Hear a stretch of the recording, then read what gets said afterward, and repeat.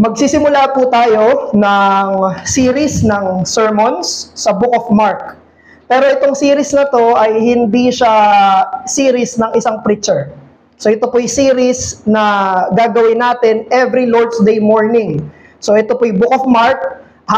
If I'm not mistaken, 54 sermons yung gagawin natin mula ngayon or 56 hanggang next year. So matatapos ito 2024 ng September.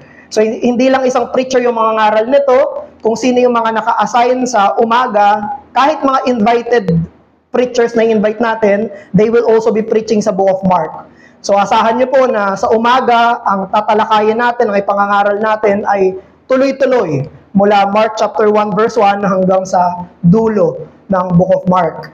Kaya tumayo po tayo. Babasahin natin ang pinakaunang part sa Book of Mark. Mark chapter 1 at babasahin natin. Ang sermon text natin ay verses 1 hanggang 8. Marcos, kabanata 1 hanggang 8. So, hayaan niyo pong basahin ko ito sa English. Mark chapter 1 verse 1. The beginning of the gospel of Jesus Christ, the Son of God, as it is written in Isaiah the prophet, Behold, I send my messenger before your face, who will prepare your way, the voice of one crying in the wilderness, Prepare the way of the Lord, make his paths straight. John, si John the Baptist ito. John appeared, baptizing in the wilderness and proclaiming a baptism of repentance for forgiveness of sins. And all the country of Judea and all Jerusalem were going out to him and were being baptized by him in the river Jordan, confessing their sins. Verse 6. Now John was clothed with camel's hair and wore a leather belt around his waist and ate locust, parang ano yan, tipaklong, locust and wild honey. And he preached, saying, After me comes he who is mightier than I, the strap of whose sandals I am not worthy to stoop down and untie. And last verse, verse 8, I have baptized you with water, but he will baptize you with the Holy Spirit. This is the word of the Lord. Makaupo na po tayo. So muli, hayaan yung i-announce ko na ito yung simula ng series natin sa Book of Mark. Every Lord's Day morning, ito yung magiging pangangaral natin. Series sa Book of Mark. Ang Book of Mark ay sobrang mabilisan. Sobrang bilis na mapangyayari sa Book of Mark. Nakita nyo, simula agad, baptism agad. Ang daming mga nangyayari sa Book of Mark na tuloy-tuloy. It is a fast-paced narrative sa biography ng Panginoong Jesus. Ito ay, ang audience niya ay probably mga Roman audience dahil nakabase si Mark sa mga teachings ni Apostle Peter. Si Apostle Peter nasa Rome at nanggaling kay Apostle Peter yung mga sinulat na narrative ni si John Mark. Actually, John Mark itong nagsusulat na ito.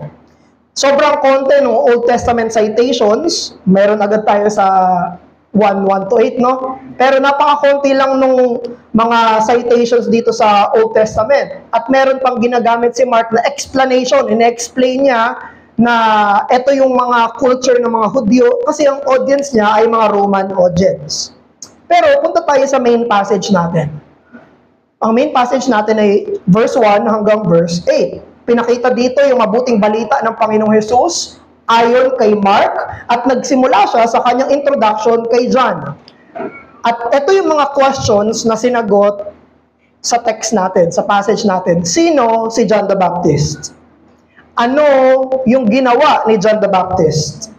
Paano tumugon yung mga Hudyo kay John the Baptist? Anong klaseng tao si John the Baptist? So ito yung mga questions na makikita natin answered dito sa Mark 1:1 to 8.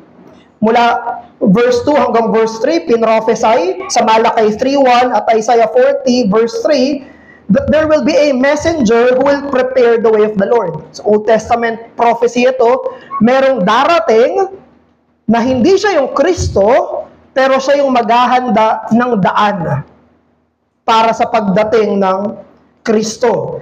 At hindi si John the Baptist yung Kristo, but he is the one who will prepare the way of the Lord. Verse 4, itong propeta na si John, siya ay nakatira sa wilderness, so, probably sinasabi desert, basta walang tumutubong kahit ano doon, isang abandoned na lugar, yun yung wilderness. At dun sa wilderness, nagpipreach siya ng baptism of repentance for the forgiveness of sins. Yun yung ginagawa ni John the Baptist. Preaching tungkol sa baptism of repentance. At anong naging tugon ng mga Hudyo? Ang tugon nila, dinumog dinumog si John the Baptist. Sobrang dami. Ang sinabi dyan sa verse 5, all of Judea and Jerusalem went to him. Naalala nyo sa series natin sa Book of Malakay, na yan yung naging parusa ng Diyos sa remaining na mga tao, na mga Hudyo, na hindi na sila kakausapin ng Diyos kung hindi sila magsisisi. And for 400 years, hindi sila kinuusap ng Diyos. Walang sined na prophet sa kanila. Kaya yung tinatawag sa gap ng Old Testament at New Testament na 400 silent years. Hindi nakipag-usap yung Diyos sa kanila. Kaya, sa unang pagdating ng propeta, ni Propeta John, sa unang pagdating niya, dinumog siya ng mga tao. Kasi hindi na sila kinakausap ng Diyos. Sa wakas, kinuusap na rin kami ng Diyos. Sa wakas, may pinadala na ulit siya. Kaya dinumog si John the Baptist sa mga tao. Ang sinabi sa text, confessing their sins, they were baptized by him in the Jordan River. Nakinig sila kay John, nagpabaptize sila kay John. Verse 6, ang lifestyle ni John the Baptist ay napaka-simple. Kaya nakita nyo, bakit nakalagay pa dyan yung verse 6? Bakit dinescribe pa? Mamaya, tutunghayan natin. Pero yung lifestyle niya, it is a tempered lifestyle. Napaka-fitting na klase ng lifestyle para sa isang propeta na pinadala ng Diyos. And verse 7 hanggang verse 8, pinakita din dito yung disposition ni John.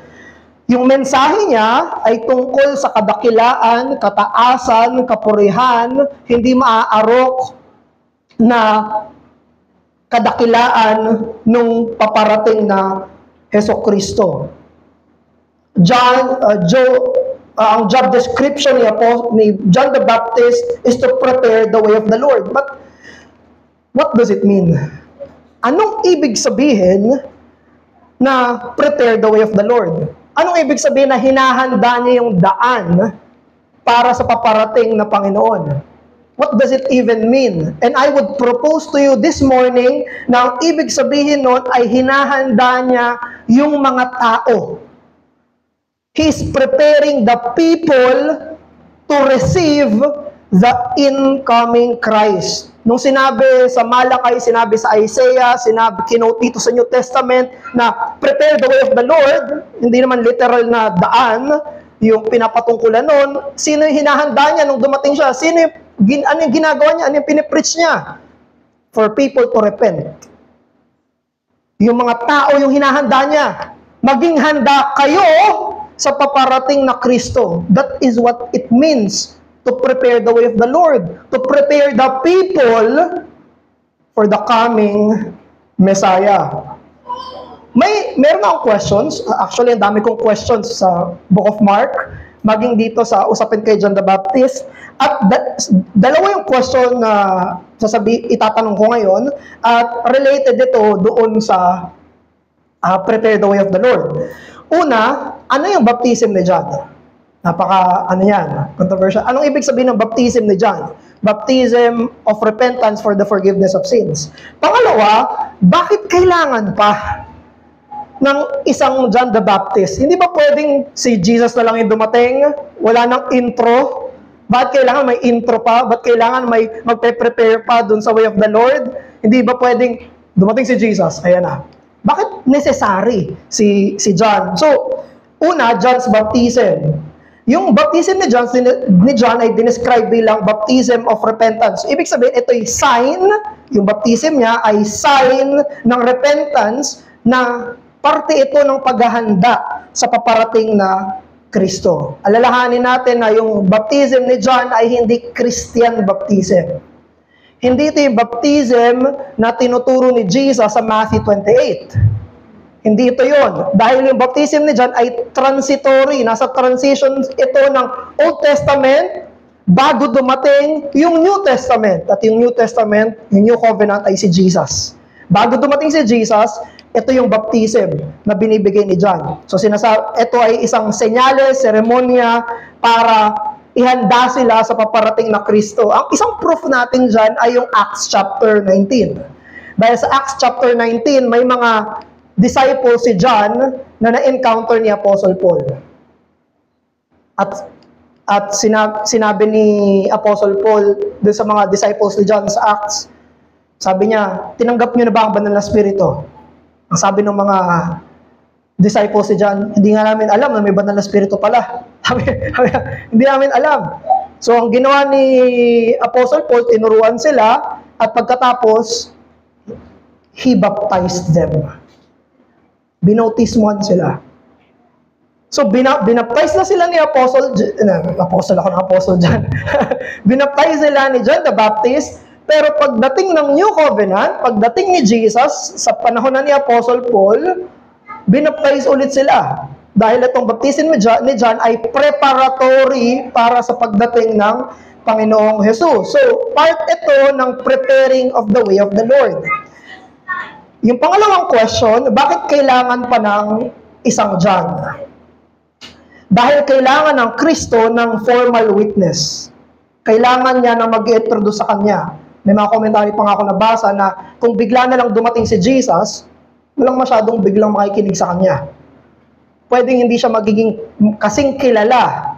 Kaya nagpadala yung Diyos ng isang propeta. He is the last Old Testament prophet, pinadala, hinimok yung mga tao para makinig sa Panginoong Jesus. At tandaan rin natin, si Jesus ay hari. Ang mga hari ay kailangan may mga naghahanda sa daan nila. Hindi sila pupunta na lang. May mga nauuna, hinahanda muna. Paparating na yung hari, paparating na yung hari. May herald, may announcement that is worthy of the king. Hindi na lang yung hari mismo pupunta nang wala lang. Karapat dapat si Jesus at practically speaking, para may formal witness si Jesus. Hindi siya dumating at sinabi na ako ang witness sa sarili ko. May nagte-testify tungkol sa kung sino siya. Kaya nung dumating si Jesus, behold, the Lamb of God who takes away the sins of the world. So kung isa-summarize natin, yung buong buhay ni John the Baptist ay para sa kadahilanan na ihanda yung mga tao na tanggapin ang Messiah. Yun yung life purpose. Ayan yung pinaka-mission ng buhay ni John. Dumating siya para ihanda yung mga tao na tanggapin yung paparating na Kristo. So this is the message for us this morning. So ito po yung message natin. Us Christians today have the same evangelistic mission to prepare people for the coming of the Lord. Let me repeat that. Us Christians today have the same evangelistic mission to prepare people for the coming of the Lord. Tayong mga Kristiyano ngayon ay may parehong pang-ebanghelyong misyon na ihanda ang mga tao sa pagparito ng Panginoon. Katulad ni John the Baptist, we have this calling, we have this life purpose to prepare the way of the Lord. You are His messenger. Ang bawat Kristiyano ay mensahero, tagabalita, na dapat maghanda sa mga tao sa paparating na Kristo. Sabi ni Charles Spurgeon, either every Christian is a missionary or an impostor. Lahat, sila ng mga nagpapakilalang Kristiyano, dalawa lang. Missionary sila or impostor sila. Lahat ng Kristiyano ay may panawagan na ipakilala si Jesus. Ihanda yung mga tao sa pagdating ng Panginoong Jesus. But we will focus, while maintaining that, we will focus on what characterizes John as God's fitting messenger. Ano ba yung meron kay John na naging suitable messenger siya ng Diyos? Ano yung mga karakter na makikita natin dito kay John bilang isang nararapat na mensahero? So we will look at two characteristics ni John the Baptist. Una, his lifestyle that is suitable. And number two, his comparison that is humble. Ito yung akma sa mga mensahero ng Diyos na nakita nating ginawa at meron si John the Baptist. Meron siyang isang angkop na pamumuhay at meron siyang pagkukumpara na mapagpakumbaba. His lifestyle that is suitable and his comparison that is humble. So tignan natin muna yung kanyang lifestyle na very fitting. Si John the Baptist ay merong isang simple lifestyle. Ang description dinescribe sa atin sa verse 6. Si John the Baptist ay gawa sa balat ng camel, yung damit niya. Hindi pa yun sa panahon nila, hindi yun katulad sa panahon natin na parang engrande yun.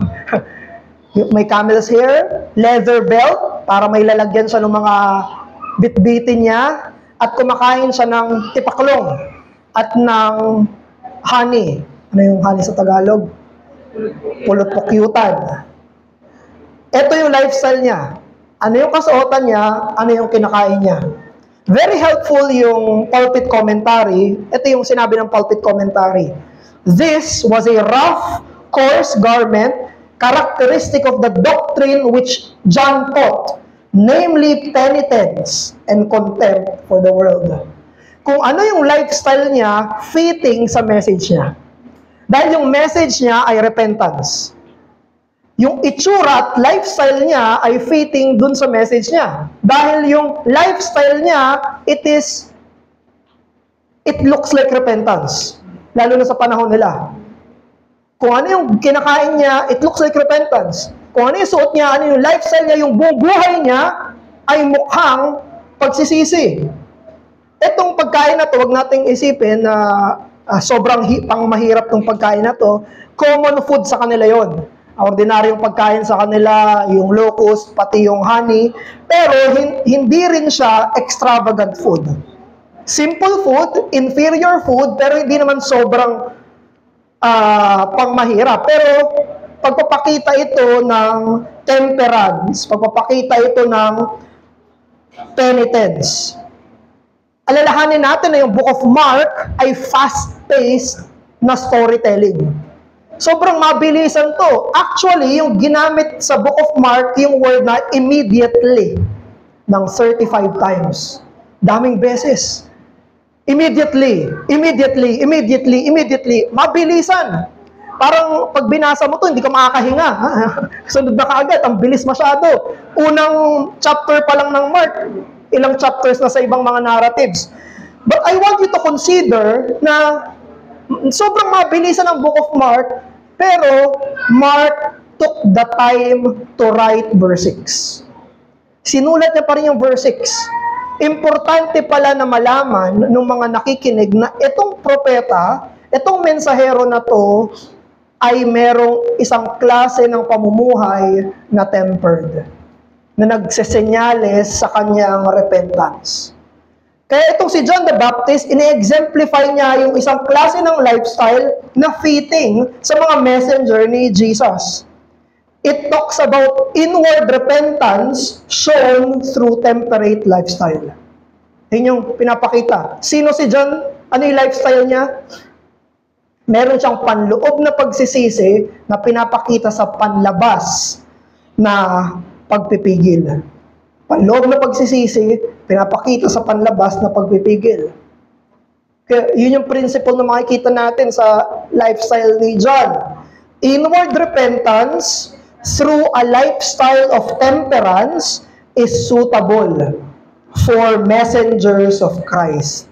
Ano yung suitable para sa mga messengers of Christ? Inward repentance through outward lifestyle of temperance. Ang panloob na pagsisisi na namamala sa panlabas na pagpipigil ay angkop na katangian ng mensahero ni Kristo. Ito ay challenge sa atin bilang mga Kristiyano, ordinary Christians, na magkaroon ng temperate lifestyle. May challenge ito sa ating klase ng pamumuhay. Alalahanin natin ang indulgence, ang wastefulness, ang unnecessary extravagance that do not portray repentance. Yung pagiging maaksaya, ubos-ubos biyaya, sobrang engrande palagi, hindi nagpapakita yan ng pagsisisi. Hindi yan nagpapakita ng outwardly ng panloob na pagsisisi. I want to clarify na of course, merong mga occasions ng celebrations. May mga occasions ng extravagance. May mga special days kung saan dapat talaga tayo magdiwang. And that is good. Pero hindi yun araw-araw. At hindi yun yung ordinary lifestyle. Ang normal ay temperance. Ang normal ay pagpipigil. Alalahanin natin na yung untempered lifestyle, hindi yan characteristic ng mga messengers ng Diyos. Pag binasa niyo yung Bible, sino yung aksaya? Sino yung ubos-ubos biyaya? Sino yung mga hindi naman kailangan pero ang lakas na ubusin yung meron sila? Sino yung pinapatungkulan nun sa Bible? Sila na mga ayaw makinig sa Diyos, sila na mga tumatakbo sa Diyos, sila na mga hindi nakikinig sa Diyos. Palagi. Yan yung pinapakita New Testament. Kaya naalala niyo yung prodigal son? Anong ibig sabihin ng prodigal? Alibugha sa Tagalog. Ang ibig sabihin ng prodigal ay aksaya. Aksayado. Ubos-ubos. Yun ang description sa kanya. Yun yung ginawa niya. Akala natin prodigal, tumalikod na anak, mga ganyan.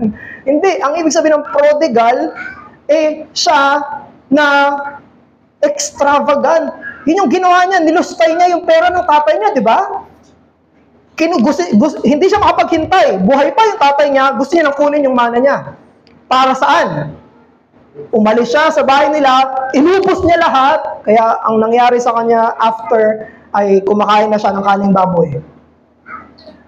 Ayan yung description, yan yung pagpapakita outwardly ng mga tumatakbo sa Diyos. Kaya yung opposite, what is fitting for Christians is a temperate lifestyle. Yung temperate lifestyle, tandaan natin, hindi ito tungkol mayaman ka, mahirap ka. Hindi ito tungkol doon. May mga mayayaman na Christian sa Bible, but they live a temperate lifestyle. Abraham, si Joseph of Arimathea, sila Lydia, yung mga supporters ni Jesus. Hindi ito tungkol sa kung gaano karaming meron ka, tungkol ito, nagpipigil ka ba? Are you having a distemperate lifestyle? Dahil ang outward na action na yan, it is a witness. We are saying, I am in this world, but I am not of this world. Yan yung pinapakita ng temperate lifestyle ni John. Nandito ako sa mundong to, pero hindi ako taga dito. Pero, outward yun. May challenge sa atin outwardly. Pero may challenge sa atin inwardly. Inward repentance. We are most suitable to call others to repentance when we repent first. We are most suitable to call others to repentance when we do it first.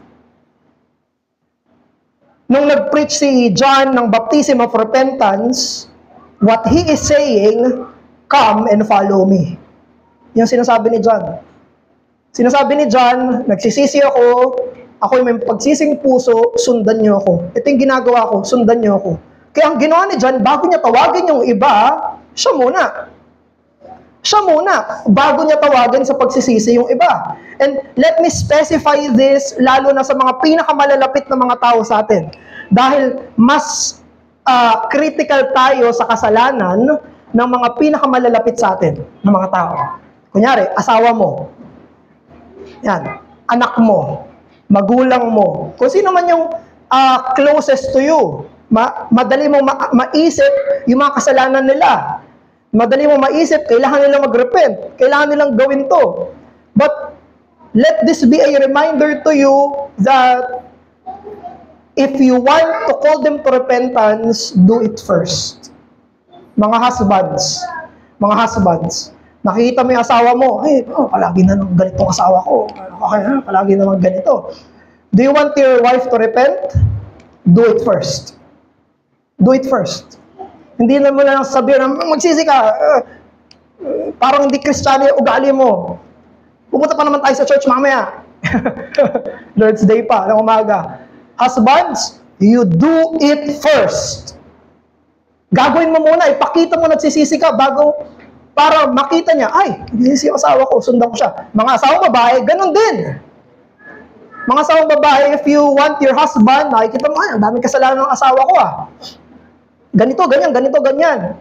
Mga wives, do it first. Show him that you repent of your own sins. Ganon din yung mga magulang. Sa mga mas nakakabata, niisip natin, nung panahon namin, hindi kami ganyan. Sobrang makasalanan. Anong bata ko, hindi ako makasalanan. Hindi totoo yan. Pero, you want the next generation to repent, you repent first. Pakita mo nagsisisi ka para sundan nila, na magsisi rin sila. Ganon din sa atin. Alam niyo, sa church, sa Galatians chapter 6, ang sinabi, qualified ka na tawagin yung iba to repentance when you are spiritual. At ang ibig sabihin ng spiritual ay hindi, wala kang ginagawang kasalanan. Ang sila na spiritual ay sila nakikinig sa banal na spirito. At sila na nakikinig sa banal na spirito ay nakikinig sa panawagan ng banal na spirito na makinig. Therefore, ang pinaka-qualified na magpataw ng church discipline ay sila na mga unang nagsisi. Sila na mga qualified na i-correct yung iba, "Oy, Brad, may puwing ka sa mata." Sino yung pinaka-qualified na magsabi noon? Sila na mga nakakita na may troso sila sa mata. So, again, you are most suitable to call others to repentance when you do it first. When you walk the way first. Gusto mo ba na maging Kristiyano ang mga unconverted na family members mo? Gusto mo ba sila na maging Kristiyano? Prepare the way. Repent and call them to the way of repentance. Mainit ngayon yung PNP dahil mayroong isang ex-police na kinasahan ng baril yung isang biker. Pero nung tinignan ko yung PNP mission, ito yung mission nila. Diba may mission and vision? So sa PNP, ito yung nasa mission ng PNP. To enforce the law, prevent and control crimes, maintain peace and order, and to ensure public safety and internal security with the active support of the community. Napakaganda, no? Napakaganda ng mission ng PNP. Pero, alam natin na hypocritical para sa mga pulis na asahang sumunod yung mga mamamayan nang hindi sila sumusunod doon sa mismong batas na yon. It is hypocritical for the police to say, obey the law when they are not following it. Pag sinabi ng pulis na bawal yan, hindi tapos sila naman nag-violate nun. It is hypocritical. And for us Christians, remember, it is also hypocritical for us not to practice what we preach. It is hypocritical for us to want and call and be zealous for others to repent while we do not do it first. Yan ay impokrituhan na lahat na lang ng tao nakikitaan natin ng mali, nakikitaan natin ang dapat itama, pero ang sarili natin hindi natin makita na meron tayong dapat itama. Alam nyo, si John ay isang anak, siya ay anak ni, sabihin nyo tama ako Zechariah. Tama ba? Zechariah. Siya ay isang priest. Pari yung tatay ni John. Nanay niya, si Elizabeth, pinsan ni Mary. So, kung titignan natin ngayon, parang pastor's kid pala to si John. Kasi anak siya ng pare. So, itatranslate natin, PK ito. Anak ng pastor to. At ang iniisip natin, sila na mga tatawag sa iba sa pagsisisi, sila ay dapat matuwid. Parang dapat hindi sila nagkakasala. Dapat blameless sila, dapat flawless sila. But that is not what John is doing. Hindi sinasabi ni John, blameless ako, wala akong kasalanan, kayo magsisi kayo. Hindi ka sinasabi ni John. Hindi siya gano'n na sinasabi niya, okay ako, malinis ako, kayo yung marumi, kayo yung magsisi. No. Ang sinasabi ni John, I am a fellow sinner. Kapwa niyo ako makasalanan, katulad ko, ay magsisi din kayo. Kaya sa words ni Martin Luther, it is fitting for John the Baptist. John was a beggar telling another beggar where to find bread. Si Juan Bautista ay isang pulubi na sinasabihan yung ibang pulubi kung saan matatagpuan ang tinapay. Pangalawa, second, na characteristic ni John is his comparison that is humble. Meron siyang mapagpakumbaba na pagkukumpara. Alalahanin natin, may mga sinful comparisons, may mga unwise comparisons, may mga pagkukumpara na masama, may mga pagkukumpara na hindi wise. Pero hindi lahat ng pagkukumpara ay masama. Merong mga pagkukumpara na mabuti at tama at kailangan pa natin gawin. Example, i-compare mo yung sarili mo sa scripture. Tama yun. I-compare mo yung sarili mo sa Diyos. Mabuti yun. And that is what exactly John did. What John did is he compared himself to Christ. At ano yung naging conclusion ni John sa comparison niya kay Jesus? Sabi niya, he is, the one coming after me is greater than me. Sabi niya, yung paparating kasunod ko ay mas higit, mas dakila kaysa sa akin. Napaka-vocal ni John sa pagiging mababa niya at napaka-vocal ni John sa pagiging mataas ni Jesus. Kinumpay niya yung sarili niya kay Jesus at sinabi niya, alam niyo, wala akong sinabi. Sabi niya, wala akong binatbat sa paparating na Kristo. Actually, hindi pa ako karapat-dapat na magtanggal, kung converted sa panahon natin, ng sintas ng sandalyas niya. And that is very illustrative. It sheds a light on how John sees himself and how he sees Jesus. Bakit? Kasi alam nyo, yung mga gumagawa, yung mga nagtatanggal ng sandals, sila ay mga servants. Sila ay mga alipin. Sa panahon nila, sa context nila, may mga alipin pa. At yung mga alipin, trabaho nila yun. Pag uuwi, yung master nila galing sa labas, ang gagawin ng isang alipin, siya yung job description niya na tanggalin yung sapatos ng master niya. Tapos, ang sabi ni John the Baptist, maging yung pagtanggal ng sandalyas ng Kristo, I am not worthy. Sinasabi niya, mas mababa pa siya sa alipin.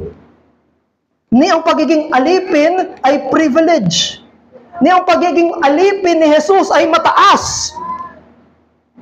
Ang pagiging alipin nitong paparating na Messiah ay engrande, dakila, puspos. Sabi niya, hindi ako karapat-dapat. At hindi natin alam kung aware at conscious si John the Baptist, pero illustrative din ito dun sa magiging baptism ni Jesus. Kasi pag papabaptize sila during that time, hinuhubad yung damit, pati sandalyas. Parang sinabi dito, hindi man prophesy, pero pinipreempt na ni John na Kahit bautismuhan siya, hindi ako karapat-dapat. Ihanda siya para hindi ako karapat-dapat dyan. Isipin nyo, kung paano yung comparison ni John kay Jesus ay napaka-humble. Napaka-mapagpakumbaba. Pinapakita niya, mababa ako, mataas siya. Not worthy to untie the straps of Jesus' sandals. Jesus was so glorious and worthy that even being a slave is a privilege. Kaya, having a high view of Christ and low view of self is a fitting, humble character of a gospel messenger. Yan ang karakter na karapat-dapat sa mga mensahero ni Jesus. Mataas na trato kay Kristo, katambal ng mababang pagtingin sa sarili, ang angkop na karakter ng mga nagsasalita ng mabuting balita. And I want to clarify again na itong low view of self ay in reference sa kataasan ni Jesus. Hindi ito self-pity. Hindi nang mumukmuk si John the Baptist. Hindi sabi, baba-baba ako. Hindi siya nag-self-pity. Hindi ito kawalan ng self-respect. Alalahanin nyo, si John ay matapang na tao. Napakatapang nito, napaka-courageous nito. Handa siyang magalit yung ibang tao sa kanya. Siya yung tumawag sa mga Pharisees, mga ulupong kayo. Harap-harapan. Sabi niya sa Pharisees, mga ulupong, sino nagsabi sa inyo na tumakas kayo sa paparating na hatol?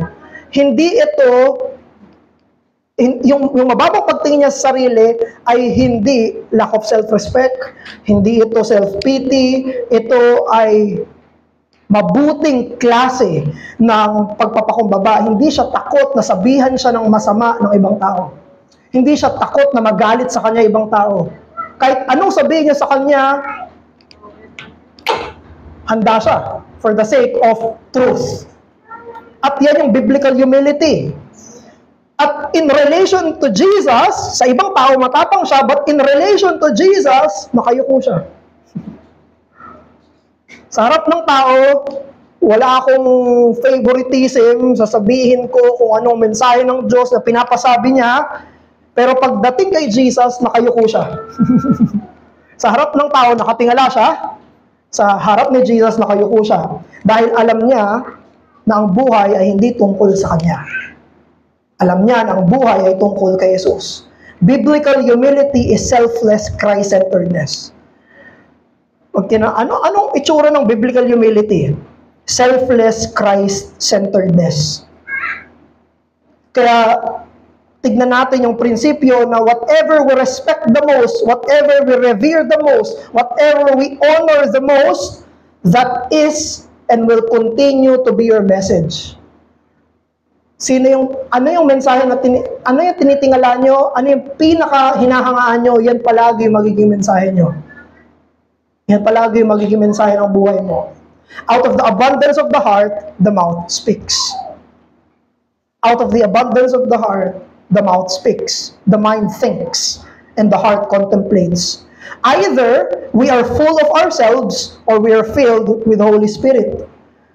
Either gusto natin yung mga tao sa paligid natin, sila yung mag-adjust, sila yung sumunod sa atin, o gusto natin sila na i-deny yung sarili nila at pumunta kay Kristo.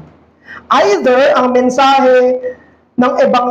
mensahe mo ay ebanghelyo ni Jesus o ebanghelyo kung saan ikaw ang Panginoon. Either iniisip mo ang buhay at lahat ay dapat umikot sa iyo o lahat ay dapat umikot kay Jesus. Either ang buhay ay tungkol sa akin, o ang buong buhay ay tungkol kay Jesus. Kung titimbangin natin kung gaano mo pinahahalagahan ang sarili mo at si Jesus, nasa dalawang timbangan. Ito yung tingin mo sa sarili mo, nasa kabilang timbangan, ito yung tingin mo kay Jesus, anong mas mabigat? Pag tinimbang natin, yung pagpapahalaga mo, tinimbang natin yung pagpapahalaga mo sa sarili mo at kay Jesus, which one is heavier? Which one is weightier? Maging yung pantay nga, kasalanan na yan, di ba? Dahil yung timbangan ni John the Baptist, andun si Jesus sa baba. Ang bigat. Ang gaan ng tingin niya sa sarili niya. He has a low view of self and a heavy view of Christ.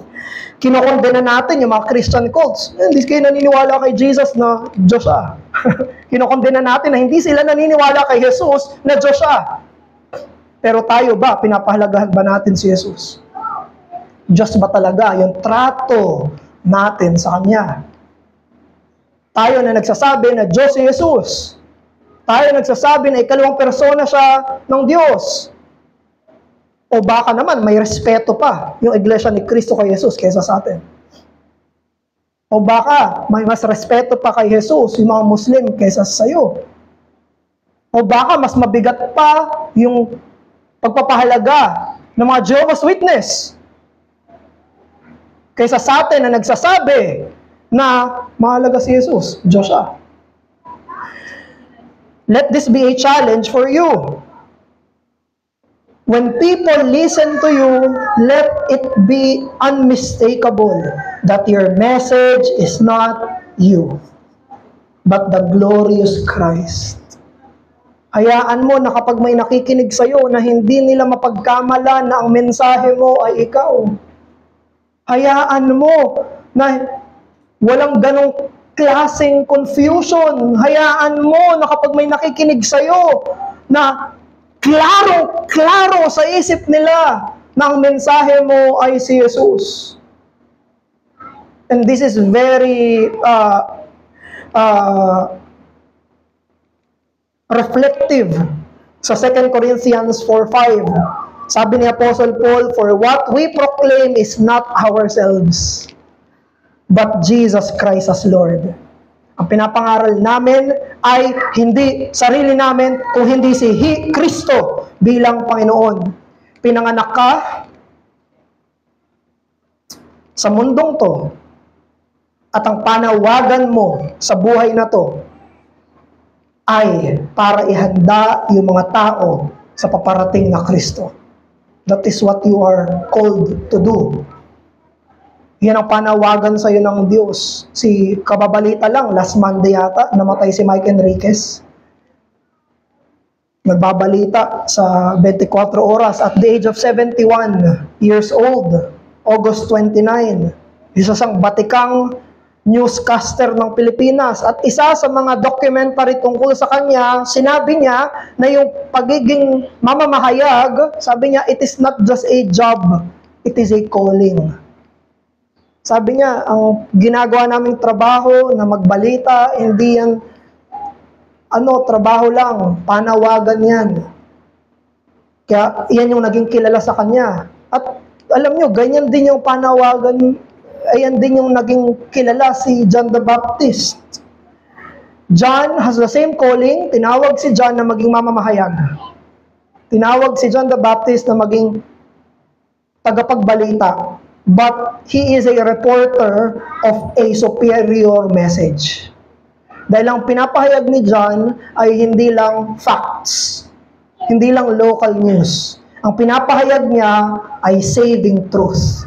Ang pinapahayag niya ay ihanda yung mga tao sa pagdating ng Panginoong Hesukristo. And brethren, you have the same calling. You have the same calling. Meron tayong iba't ibang mga main na panawagan sa buhay, may iba-ibang pinapagawa sa atin ng Diyos, but never forget that you have an evangelistic calling.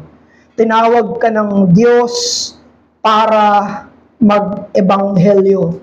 Bilang pagtatapos, alam nyo yung mga sa panahon nila, kapag may bibisitahing lugar yung isang hari, saka sila gumagawa ng kalsada. Ganon ka taas yung pagiging hari. Bibisita siya sa isang lugar. At in advance, nakaplano yung pagbisita niya. Aba, gumagawa talaga sila ng kalsada. Pinapatag nila yung lupa. Para saan? Para sa pagdating ng hari. They are preparing the road for him and his entourage. He's being prepared. The path would be made straight and level as possible. And that is your role, Christian. Ang trabaho mo ay ihanda ang sarili mo at ang ibang tao sa permanenteng pagbisita ni Kristo. Manalangin tayo. O Diyos namin, Amang makapangyarihan sa lahat, pinupuri ka po namin sa buhay ni John the Baptist dahil marami kaming mga matututunan sa Kanya. Pero hayaan niyo po na matutunan namin sa pagpapahayag niyo na sa kung sino siya, na kami po ay may panawagan na ihanda ang iba at sarili namin sa pagdating ng anak mo. Turuan niyo po kami na kami ang unang magsisi bago ang iba. Turuan niyo po kami, O Diyos, na magkaroon ng mapagpakumbabang pagkukumpara kung gaano kataas si Jesus at kung gaano kami kababa. Pinupuri ka po namin at pinasasalamatan ka namin dahil ikaw ang nagbigay ng anak mo para sa kaligtasan namin. We praise you and we thank you and we glorify you in the name of the Lord Jesus Christ, King Jesus. Amen.